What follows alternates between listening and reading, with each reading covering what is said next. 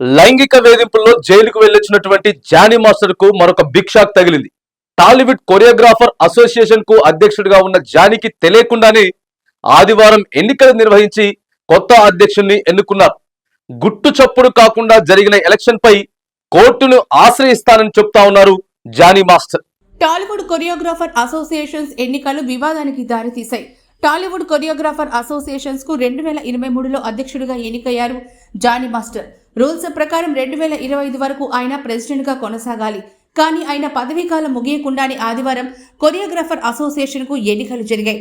257 ఓట్లతో జోసెఫ్ ప్రకాష్ కొత్త అధ్యక్షుడిగా గెలిచారు. జోసెఫ్ గతంలో 3 సార్లు అసోసియేషన్ కు ప్రెసిడెంట్ గా పనిచేశారు. టాలీవుడ్ కొరియోగ్రాఫర్స్ అసోసియేషన్ కు కొత్త అధ్యక్షుడిని ఎన్నుకోవడంతో జానీ సభ్యత్వాన్ని రద్దు చేశారంటూ ప్రచారం జరిగింది. తనపై వస్తున్న పుకార్లను ఖండించారు జానీ మాస్టర్.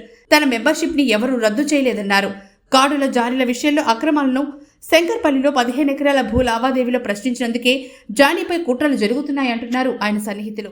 నన్ను డాన్సర్స్ యూనియన్ నుంచి శాశ్వతంగా తొలగించారని చెప్పి అదంతా ఫేక్, నమ్మద్దు.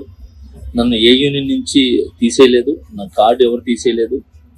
నేను డాన్సర్స్ యూనియన్లో మెంబరు. ఏదైతే ఈ ఎలక్షన్స్ నిన్న జరిగినాయో ఈ లీగల్గా నేను ఫైట్ చేస్తున్నాను. ఆ వివరాలు తొందరలో చెప్తాను.